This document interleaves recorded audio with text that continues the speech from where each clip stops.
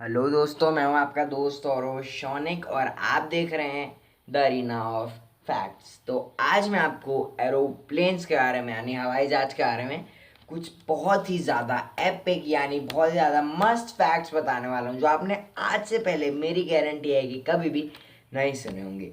तो ज़्यादा time waste नहीं करते and let's get straight to the video.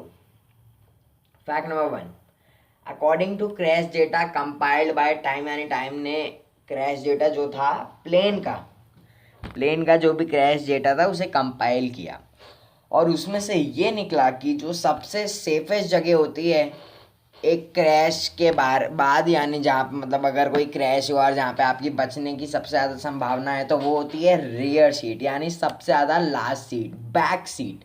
जी हाँ, बैक की कुछ सीट्स जो होती हैं वो सबसे ज़्यादा मतलब वहाँ पे आपकी जान सबसे ज़्यादा बचने के चांसेस रहते हैं। और जो प्लेन का जो मिडल हिस्सा होता है यहाँ पे यानी जो मिड हिस्सा होता है वहाँ वो लीस्ट सेफ होता है यानी वहाँ पे सबसे ज़्यादा आपकी डेथ होने के चांसेस रहते हैं। और जो फ्रंट वाला हिस्सा होता है वो भी काफ़ी सेफ रहता है, मतलब मार्जिनली सेफ रहता है। तो बहुत ज़्यादा सेफ तो वो भी नहीं रहता है गाइस, सबसे ज़्यादा सेफ तो रियर सीट ही रहती है, लेकिन मिडल से तो थोड़ा सा ज़्यादा सेफ रहता ही है फ्रंट वाला, बट सबसे ज़्यादा सेफ रेयर वाला रहता है। चलिए गाइस, अब फैक्ट नंबर टू की ओर बढ़ते हैं।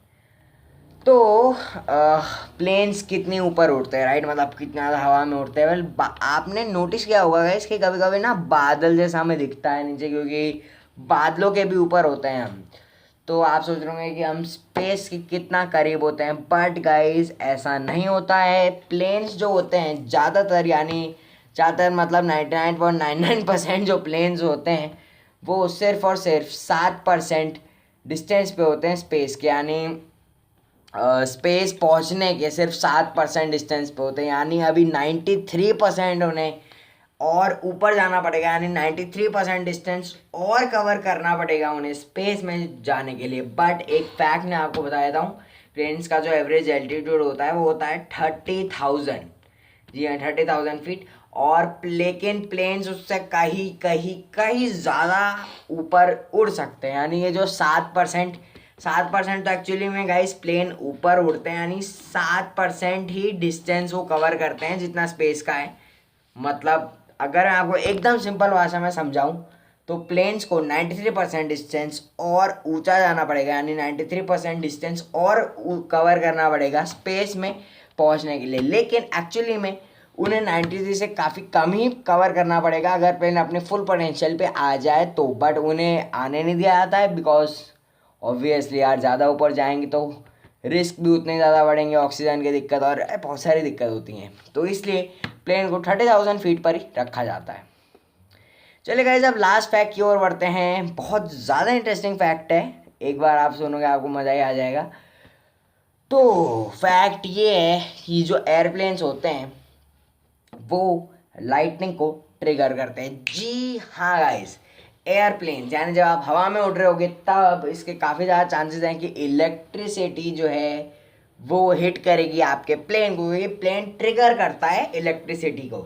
जी हाँ, प्लेन इलेक्ट्रिसिटी को ट्रिगर करता है, यानी जब आप हवा में उड़ते हैं तो आपको पता चले ना चले लेकिन इलेक्ट्रिसिटी यानी लाइटनिंग आपके प्लेन को हिट कर चुकी है, यानी आपका प्लेन लाइटनिंग से स्ट्रक ऑलरेडी हो चुका है। जी हाँ, लेकिन डरने की कोई बात नहीं है गाइस, क्योंकि 1967 में यूनाइटेड स्टेट्स में 1967 के बाद कभी भी पूरी दुनिया में ऐसी कोई घटना नहीं हुई है जहाँ पे लाइटनिंग से किसी प्लेन की क्रैश हो गई हो या किसी की डेथ हो गई हो, क्योंकि अब प्लेन में जो है ऐसे सिस्टम आ गए हैं। अच्छा, आपको सिस्टम भी मैं बता ही देता हूँ इस क्या है। तो कुछ नहीं है गाइस, वो कंडक्टिव एल्यूमिनियम इंटीरियर को जो है बताया है, जो एक जैसे इलेक्ट्रिसिटी आती है तो उसे वो अपने कंडक्ट करके उसे वो अंदर की फंक्शनैलिटी के लिए यूज़ करने लगता है। तो ये बहुत ही तगड़ा मेरे को सिस्टम लगा, इसलिए मैंने सोचा कि आपको बता देते हैं, मज़ा आएगा आपको भी गाइस।